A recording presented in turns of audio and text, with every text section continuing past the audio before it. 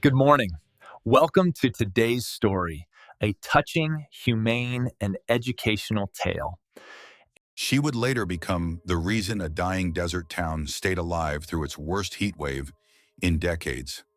But on the night 17-year-old Sadie Harper was abandoned beside a flickering roadside motel with one duffel bag, $38, and nowhere left to go, she looked less like someone who could save a town and more like another forgotten girl the highway would swallow before morning. This story will show you that the people who feel the most unwanted sometimes become the strongest source of shelter, hope, and steady courage, and that a life can begin again in the very place others have already given up on. Sadie Harper had learned a long time ago not to ask too many questions when her mother was driving angry. Not because questions made things worse right away, because they made the silence afterward feel longer.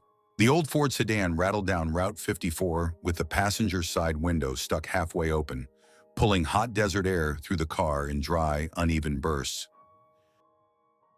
Outside, the New Mexico night stretched wide and empty, all faded gas stations, low scrub brush, and telephone poles disappearing into darkness. Inside, the dashboard glowed a weak green. Her mother kept both hands tight on the steering wheel, jaw locked, eyes fixed ahead. Sadie sat with her duffel bag pressed between her knees. She knew that posture in her mother's shoulders, knew the smell of stale coffee in the cup holder, knew the warning signs of a night turning into one of those nights. She was 17, thin, quiet, watchful. The kind of girl who had spent years learning how to read weather in people's faces before storms hit. Her chestnut hair was pulled into a loose, messy tie at the nape of her neck. She wore a faded gray t-shirt, old jeans, and a thrift store denim jacket with a missing button on one cuff. Nothing about her looked dramatic. Nothing about her asked to be remembered. That was part of the problem. "You could have tried harder," her mother said at last, still staring at the road. Sadie turned slowly. "At what?" "At making things easier." The words landed with the blunt force of something often repeated. Sadie looked back out the window. In the dark glass, she could see her own reflection layered over the empty road behind them. She did not answer. Experience had taught her that defending herself only gave pain a second wind. 10 minutes later, her mother turned sharply into a gravel lot. A buzzing neon sign came into view. Blue Fern Motel. 2 letters were burned out. The rest flashed weakly in blue and pink against the dark. The place sat just off the highway like it had been left behind by time itself. A one-story row of rooms, a cracked parking lot, a soda machine glowing near the office, a patch of dry land out back where nothing seemed willing to grow. Somewhere in the distance, a dog barked once, then stopped. Sadie frowned. "Why are we here?" Her mother put the car in park. For a second, neither of them moved. Then her mother reached into the back seat, grabbed Sadie's duffel, and shoved it into her lap. "You're old enough," she said. Sadie blinked. "What?" "I can't do this with you anymore." The words were spoken flatly, not loud, not wild. Somehow that made them colder. Sadie stared at her, waiting for the rest, waiting for the correction, waiting for the human part to show up. It didn't. Her mother opened the glove compartment, pulled out a folded wad of bills, counted them without care, and dropped them onto the dashboard. $38, she said. "And this." Sadie held the envelope but didn't open it yet. Her fingers had already gone numb. "You're leaving me here." Her mother finally looked at her. There was exhaustion in that face, bitterness, old disappointment, but there was no hesitation. "I'm done drowning," she said. "You figure out your own life." Sadie swallowed hard. 1,000 words rose in her throat. None of them made it out. Her mother got out, walked around, popped the trunk, and set Sadie's duffel on the gravel beside the office walkway. Then she climbed back into the driver's seat, reversed too fast, and headed toward the highway without another word. Sadie stood there, frozen in the motel's flickering light, watching red tail lights shrink into the dark until they disappeared completely. The silence after that was enormous. Not movie silence, not peaceful silence. The kind that makes you aware of every buzzing wire, every breath, every stupid little hope collapsing inside your chest all at once. She looked down at the envelope in her hand and finally opened it. Inside was a worn property paper. A deed. Not to a house, not to anything useful. Just a neglected piece of land several miles outside town. Her father's name had once been attached to it. Now somehow it was hers. Sadie let out one sharp, disbelieving laugh that almost turned into a sob. "Of course," she whispered. A screen door creaked open. Sadie looked up. In the motel office doorway stood a woman in her late 50s, tall and straight-backed, with silver hair pinned up loosely and a face that had seen enough of life to stop being easily impressed. She wore house slippers, dark slacks, and an old cardigan despite the heat. Her eyes moved from Sadie's bag, to the road, to Sadie herself. She took in the whole scene in one glance. "You got money for a room?" the woman asked. Sadie hesitated. "Not really." The woman nodded once, as if that matched what she had already guessed. "My name's Evelyn Cross," she said, "owner of this place. You can stand out there all night if that's your plan, or you can come inside, tell me the truth, and maybe earn yourself a bed till morning." Sadie gripped the deed in one hand and the duffel strap in the other. Every instinct told her not to trust kindness that came too quickly, but the desert night was cooling fast, and for the first time in her life, there was no car coming back for her. So she picked up her bag, stepped toward the office light, and walked into the place where her life was about to break open for good. Sadie did not sleep much that night. The room Evelyn gave her smelled faintly like bleach, sun-dried sheets, and old window unit air conditioning that had seen better years. The bedspread was faded turquoise. The lamp beside the bed leaned a little to the left. Somewhere beyond the thin wall, ice clinked in a machine that sounded like it might give up before sunrise. Still, it was a room, a door that locked, a pillow that was hers, at least until morning. For a girl who had learned not to count on much, that should have felt like enough. But Sadie lay flat on her back, staring at the popcorn ceiling, replaying the sound of gravel under her mother's tires as the car pulled away. Again and again. As if her mind believed that if it repeated the moment enough times, it might find some detail that made it hurt less. It didn't. By 6:30, she was up. She washed her face in the small bathroom sink, tied her chestnut hair back, pulled on her denim jacket, and stepped outside into a pale desert morning, already warming under the New Mexico sun. Blue Fern Motel looked even more tired in daylight. The cracked parking lot spread out in crooked patches. The ice machine hummed with stubborn effort. Several room numbers hung slightly off-center. A rust-stained bench sat outside the office, and the neon sign she had seen the night before looked worse in the morning. One side dead, the other side barely holding on. It was not the kind of place people chose. It was the kind of place they ended up in when the better options had already passed them by. Evelyn was outside sweeping the walkway with calm, efficient strokes. She glanced up when Sadie approached. "You eat eggs?" she asked. Sadie blinked. "Yeah, good. There's coffee too, but it's strong enough to wake the dead, so don't blame me." That was the closest thing to kindness Evelyn seemed willing to offer, without naming it. Inside the office, Sadie sat at a small round table near the front window, while Evelyn fried eggs in a narrow back kitchen. The office looked like it had been frozen in another decade. A brass bell sat on the counter. Brochures for local attractions nobody probably visited anymore leaned inside a dusty rack. Behind the desk hung an old wall clock shaped like the state of New Mexico. Evelyn set down a plate. 2 eggs, toast, a slice of canned peach on the side. Sadie looked at it for a second too long. "Eat," Evelyn said. "You can be suspicious later." Sadie gave the smallest nod and picked up her fork. For a minute, only the sound of silverware and the soft buzz of the swamp cooler filled the room. Then Evelyn sat across from her. "So," she said, "how bad is it?" Sadie looked down at her plate. "I got left here. I noticed. My mom said I'm old enough to figure out my own life." Evelyn's face did not change much, but something in her eyes sharpened. That usually means the adult in the situation couldn't figure out theirs. Sadie did not know what to do with that sentence. No one had ever put it that way before. Evelyn folded her hands on the table. "You got any family worth calling?" Sadie shook her head. "Anywhere else to go?" "No." "What about school?" "I finished junior year." Sadie swallowed. "Barely." Evelyn leaned back in her chair and studied her with the kind of quiet attention that made lying feel useless. "Well," she said at last, "I'm not running a charity, but I do need help. Rooms don't clean themselves. Laundry doesn't fold itself. And the girl who used to help me ran off to Albuquerque with a drummer who looked allergic to employment." Sadie almost smiled. "Almost." Evelyn noticed anyway. "There it is," she said. "Proof you're still alive." By 8 o'clock, Sadie had a cart of towels in front of her and a ring of room keys in her hand. The work was plain, repetitive, and honest. Strip the beds. Shake out the dust.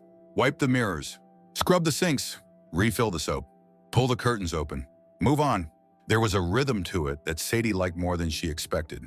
No raised voices, no slammed doors, no sudden mood swings she had to predict. Just work that looked better when it was done than when it began. By late morning, the heat had started climbing in earnest.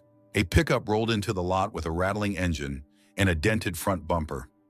A boy got out of the passenger side before the truck had fully stopped. He looked about 12, maybe 13, skinny as a fence post, with dark curls, long limbs, and the kind of restless energy that never stayed in one place for long. He carried a metal toolbox that looked almost as big as he was. "Miss Evelyn," he called, hurrying toward the office. "I got the fan motor from my uncle's shed. It might fit the soda machine if we pray over it first." Evelyn stepped out and squinted at him. "Benji Ruiz, one of these days you're going to blow us all sky high." Benji grinned, not on purpose. Then he noticed Sadie standing by the laundry room door with a stack of towels. He slowed. "Who's that?" "Someone working," Evelyn said, "which is more than I can say for half this town." Benji ignored the jab and gave Sadie an open, curious look. "You knew?" Sadie adjusted the towels in her arms. "Looks that way." He nodded like that answer made perfect sense. "I'm Benji. I fix stuff. Or I take it apart until somebody older tells me I ruined it." "That is not a business model," Evelyn called. "It is in this town," Benji said. Sadie looked out past the motel lot then, past the road, toward the sleepy strip of buildings farther down Main Street. A diner with faded paint, a boarded-up gift shop, a gas station with only one working pump, a church sign missing letters. Everything looked sun-bleached, worn thin, hanging on. And for reasons she could not yet explain, Blue Fern Motel no longer looked like the saddest place in sight. It looked like part of something sadder, a whole town that had been waiting so long for better days, it had nearly forgotten how to expect them. Sadie turned back toward the row of rooms, towel stacks still warm in her arms. She had told herself she only needed to get through one night, then one morning. Now, without meaning to, she was thinking about tomorrow. And that was more dangerous than hope usually allowed. By the end of that first week, Sadie knew the Blue Fern Motel by sound. She knew the uneven rattle of the ice machine before it dropped a tray, the tired whine of the swamp cooler in the office window, the sharp metal click of room doors that only closed right if you lifted them a little first. And she knew, with growing certainty, that the motel was being held together by habit, pride, and Evelyn Cross's refusal to quit. That was all. The money coming in was thin. Too thin. Most days, only 2 or 3 rooms filled. A trucker passing through Amarillo on his way west. A divorced dad with a fishing cooler and nowhere fancy to take his kid. A woman driving alone to Arizona with a little dog and a Bible on the dashboard. They came in tired, paid cash when they could, and left before the sun got mean. Sadie watched all of it. She watched how Evelyn smiled politely at every guest, then sat longer with the ledger each night as if numbers might change from mercy alone. She watched the old soda machine go warm every other afternoon. She watched the empty patch of dirt behind the laundry room collect tumbleweeds and beer caps and nothing else. And she watched Main Street across town grow quieter each evening, as though the whole place were slowly exhaling itself away. The heat came early that year. Not a dramatic heat at first, just a steady punishing rise. Day after day, the sky turned a hard white blue, and the air lost whatever softness spring had left in it. Sidewalks shimmered. Screen doors slammed slower. Folks stopped lingering outside. By noon, even the stray dogs went hunting for shade. One afternoon, Sadie was dragging a bag of laundry toward the back room when she noticed Benji crouched beside the motel's old condenser unit, screwdriver in hand, tongue pressed to the corner of his mouth in concentration. "You planning to fix that?" she asked. "Or give it a funeral?" Benji looked up, squinting through the glare. "Depends how sentimental you are." Sadie set the laundry bag down. The unit gave off a tired buzz, then coughed into silence. Benji exhaled. "Yep, that sounded expensive." Sadie crouched beside him and studied the rusted casing, the dust packed deep into the vent slats, the brittle wires, the old screws stripped nearly flat. She had spent enough years around failing apartments, borrowed trailers, and broken kitchen appliances to know the look of a machine that had been asked to do too much for too long. "It's not dead yet," she said. Benji gave her a sideways glance. "That's your professional opinion?" "It's my poor person opinion. Different skill set." That made him grin. Together, they pulled off the side panel. Benji handed her a flashlight. She angled it while he checked the fan motor. Sweat rolled down the back of Sadie's neck and disappeared beneath her faded t-shirt. The metal burned hot under their hands. Dust clung to her fingers. But for the first time in days, her mind felt still. Not happy, not safe, just useful. That evening, after the air units sputtered back to life with a groan that sounded almost offended, Evelyn brought them each a bottle of orange soda from the office fridge. "Congratulations," she said dryly. "You've bought us another week of pretending this place isn't one electrical problem away from joining the ghost towns." Benji twisted open his soda. "I prefer the term mechanically adventurous." Evelyn looked at Sadie. "And you?" Sadie took a sip. The cold sweetness startled her. "I think this place still has fight left in it." Evelyn's expression changed just slightly. Not softer, but more attentive. A few days later, Sadie walked down Main Street on an errand to the hardware store and saw the rest of the town more clearly than she had before. The diner windows were half covered in handwritten signs. Now, hiring that had been sun-faded for months. The old gas station had one working pump and a broken ice chest out front. A thrift store was only open Thursdays and Saturdays, weather permitting, though no one seemed sure what weather it was waiting for. Even the church bulletin board leaned crooked, with missing letters that turned "God is good all the time" into something sadder and stranger. At the corner near the school, she met Mara Bell. Mara was in her 30s, wearing a cotton dress, flat sandals, and the patient expression of someone who spent her days explaining the world to children and trying not to let it disappoint her. She was pinning flyers to a corkboard outside the grocery store. "Community water drive. Check on elderly neighbors. Cooling supplies needed." Mara turned when she heard Sadie stop. "You're Evelyn's new helper," she said with a warm smile. "Sadie, right?" Sadie nodded. "How'd you know that? In a town this size?" Mara laughed softly. "Honey, if somebody gets a haircut, we know by lunch." That almost pulled a smile out of Sadie. Almost. Mara handed her one of the flyers. "Heat advisory supposed to stretch another 2 weeks, maybe longer. Folks are getting nervous." Sadie looked down at the paper. "Because of the power? Because of the power. Because of the water. Because people are tired." Mara tucked a strand of hair behind her ear and lowered her voice. "A town can survive being poor a long time. What it struggles to survive is the feeling that nobody's coming." That sentence stayed with Sadie all the way back to the motel. That night, she stood behind the office and looked out over the dry lot, the laundry room wall, the broken picnic table, the useless stretch of dirt that baked under the moon all day and held no shade by afternoon. Then she looked at the motel itself, the thick walls, the basement storage room under the office, the old vents, the heavy curtains in the unused rooms. She did not yet have a full plan, only pieces, a thought here, a memory there, a shape beginning to form. Not about how to save a motel, about how to make one endure. And somewhere deep inside her, in that guarded place where hope still felt risky, a dangerous little idea began to take root. Maybe this town was not dying because it was empty. Maybe it was dying because too many people had forgotten to imagine what was still possible. The next morning, Sadie started before sunrise. Not because anyone told her to. Because once an idea took hold in her mind, it did not leave quietly. The desert air still held a trace of night cool when she stepped behind the Blue Fern Motel, with a notebook Benji had dug out of a junk drawer and a pencil worn almost to the metal.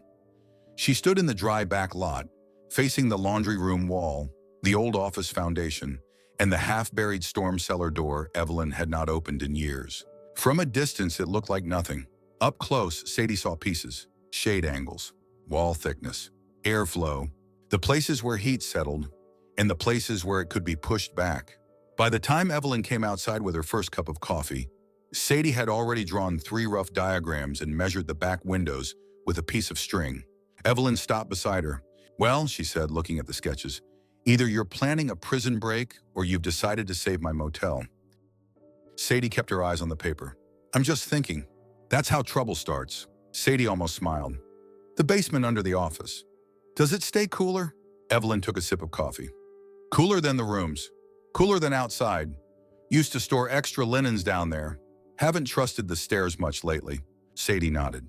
"And the old vent shafts? Still there, half clogged. Why?" Sadie turned then, her expression serious, intent, and more alive than Evelyn had yet seen it. "Because if the power goes out for real, this might be the only place in town with a chance of staying livable." Evelyn stared at her for a long second. Then she looked past her, toward the row of motel rooms baking pale gold in the rising sun. "You think it's coming to that?" Sadie hesitated. "I think everybody's acting like the heat will blink first." It didn't.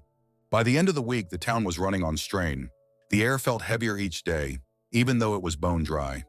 People talked less. Tempers shortened. The grocery store posted limits on bottled water. 2 elderly residents were treated for heat exhaustion. The hardware store sold out of box fans by noon on Friday. And then Wade Mercer showed up.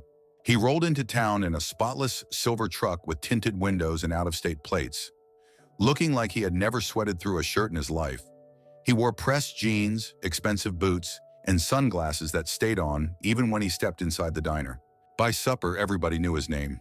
He was a developer, said he saw untapped potential in town, said Route 54 could matter again with the right investment, said he was especially interested in older properties with highway access, like the Blue Fern Motel. Sadie first saw him leaning against the motel office counter that evening, speaking in a voice so smooth it almost sounded rehearsed. Evelyn stood across from him with her arms folded, expression flat as old stone. "I'm making a generous offer, Ms. Cross," Wade said. "A property like this is costing you more than it's worth." Evelyn did not blink. "That's funny. Last I checked, what something's worth wasn't your decision." Wade smiled the way certain men do when they mistake patience for weakness. That was when he noticed Sadie. His eyes moved over her faded shirt, dusty jeans, and the clipboard in her hand. "And who's this?" "Someone who works here," Evelyn said. Sadie should have let it go. She knew that. But something in the way he looked around, like he was already measuring what would stay and what would be torn down, lit a slow anger in her chest. "This place isn't dead," she said. Wade turned toward her fully now, amused. "No, no." He gave a soft, dismissive laugh. "Kid, I've been through a lot of towns like this. People hold on too long because memories make them sentimental. That's not survival. That's denial." Sadie felt the heat rise in her face, but she stood her ground. "Sometimes people call something useless," she said, "just because they don't know how to see what it could become." For a moment, the office went still. Wade lowered his sunglasses just enough to really look at her. "And sometimes," he said, "people with no place to go get attached to whatever roof happens to take them in." The sentence landed exactly where he meant it to. Deep, cruel, precise. Sadie's fingers tightened around the clipboard until the edge bit into her palm. Wade slid a business card across the counter to Evelyn. "When the math catches up with the nostalgia," he said, "call me." Then he walked out. The screen door slapped shut behind him. Sadie stared at the floor. She hated that he had guessed enough to hurt her. Hated even more that some part of her feared he might be right. That night, she worked in silence. She folded towels too sharply, stacked supply boxes too hard, avoided Benji when he asked what happened. After dark, she sat alone on the back steps near the dry lot, knees drawn up, the notebook beside her. The motel hummed softly behind her. Farther off, somewhere in town, a siren wailed once and stopped. Then the screen door opened, and Evelyn came outside carrying 2 glasses of iced tea. She handed one to Sadie and sat down without asking permission. For a while, neither of them spoke. Finally, Evelyn said, "You know what men like Wade count on?" Sadie kept looking ahead. "What?" "They count on tired people." Evelyn took a slow sip. "Tired people sell cheap. Tired people give up fast. Tired people start calling surrender practical." Sadie swallowed. "I'm not from here." Evelyn turned to her. "Neither is half this town. That's not the question." Sadie's voice came out smaller than she wanted. "Then what is?" Evelyn looked toward the dark outline of the motel, the office, the back lot, the place both worn down and stubbornly standing. "The question," she said, "is whether you're willing to care for something before it belongs to you." Sadie did not answer right away. The night was warm. The tea was cold in her hand. And somewhere beneath the hurt, beneath the shame, beneath the old reflex that told her not to hope for anything she could lose, something steadier was beginning to form. Not certainty, not yet, but resolve. The next morning, Maribel arrived with 3 teenage volunteers from the school, extra water jugs and old shade cloth from the gym storage room. Benji brought wire, tools, and a box fan with only 1 working speed. Caleb Dunn stopped by at noon, looked at the vent diagram Sadie had pinned to the office wall and said, "Tell me what you need." And for the first time since being left beside that flickering neon sign, Sadie understood something that frightened her almost as much as it comforted her. She was no longer just staying at the Blue Fern. She was beginning to stand with it. And soon the whole town would find out what that meant. By the 3rd day of the blackout, the Blue Fern Motel no longer felt like a forgotten roadside place. It felt like a heartbeat. The old basement under Evelyn's office, The one Sadie had mapped out with string, pencil, and stubborn faith had become the coolest safe room in town. Heavy curtains from unused motel rooms were pinned over doorways. Box fans pushed what little air they could. Benji kept the patched-together generator alive with the fierce concentration of a boy trying to prove he belonged in the middle of something important. Mara organized bottled water, crackers, and quiet games for restless children. Caleb moved from room to room, checking on the elderly, carrying supplies and keeping panic from spreading faster than the heat. And in the center of it all was Sadie. Not loud, not dramatic, just her steady. She guided people to the lower level, soaked towels in cool water, helped a frightened mother settle her feverish son, and kept counting the remaining fuel in the generator with the kind of calm that usually comes only after a person has already lost everything once. Outside, the town shimmered under a brutal white sun. Inside, the blue fern held. Barely, but it held. Late that afternoon, Wade Mercer came back. This time he arrived with 2 trucks, portable cooling units, and the polished smile of a man who knew exactly when to show up, so gratitude would look like leadership. A small crowd gathered in the lot. People were exhausted enough to want rescue in any form it came. Wade stepped out, clean shirt, expensive sunglasses, not a wrinkle on him. "I'm here to help," he announced. "We can get temporary cooling stations set up, but we need to prioritize the parts of town with the best long-term commercial viability." Caleb's face hardened. Mara stopped handing out water. And Sadie, standing near the office steps with sweat clinging to her temples and dust on her jeans, understood exactly what he meant. Not the trailer park, not the older homes, not the people with the least, only the properties he still hoped to buy. Wade saw recognition in her face and kept talking anyway, using words like strategy, sustainability, and smart allocation, as if dressed-up language could make selfishness sound noble. Sadie stepped forward. "No." The word was quiet, but it cut through everything. Wade turned toward her. "Excuse me? You don't get to use a crisis to sort people by who's profitable." A murmur moved through the crowd. Wade gave a tight smile. "This is bigger than feelings, kid." Sadie held his gaze. "Exactly. That's why everybody matters." For a moment, nobody moved. Then Evelyn came to stand beside Sadie. Then Caleb. Then Mara with 2 tired children holding onto her hands. One by one, the town made its choice without much ceremony. They stepped away from Wade and toward each other. It was not flashy. It was not the kind of victory movies usually like. It was better. It was real. That night, just after sunset, another sound rolled through town. A low hum, then a flicker, then light. First in the motel office, then along the row of rooms, then across Main Street, where windows blinked awake one by one like people opening their eyes after a long fever. The power was back. No one cheered right away. They were too tired for that. Instead, there was crying, laughing, long exhales, hands over faces, children running toward lit doorways, grown men standing in silence because relief had hit somewhere too deep for words. Sadie stood beneath the blue fern sign as one half of the neon buzzed back to life, then the other. Blue, pink, steady. Her mother's car never came back. And somehow, that no longer felt like the center of the story.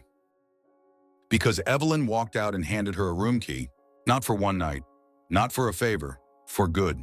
"You've earned your place," she said simply.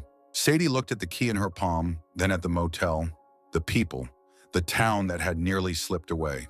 For the first time in her life, home did not feel like something fragile someone could snatch back in a single sentence. It felt built, chosen, shared.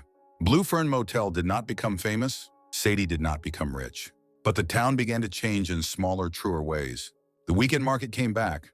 The shade garden behind the motel took root. Benji got apprenticed to a mechanic 2 towns over. Mara started an emergency readiness program at the school. And people stopped speaking about the Blue Fern like it was some worn-out place waiting to die. They spoke about it like a landmark, a place that held when everything else gave way. And Sadie? She stopped looking like someone waiting to be left. She looked like what she had become. Resilient, compassionate, capable, brave. The kind of person who does not need perfect conditions to do something beautiful. She just needs one reason not to quit. So let me ask you something. Have you ever felt like the world had already counted you out? Only to discover that the very place people dismissed was where your strength was waiting for you? And if this story stayed with you, if it reminded you that lost things and lost people can still become shelter for others, then subscribe to the channel and stay with us for the next story. Because sometimes the most powerful lives do not begin when everything goes right. They begin the moment someone decides not to disappear.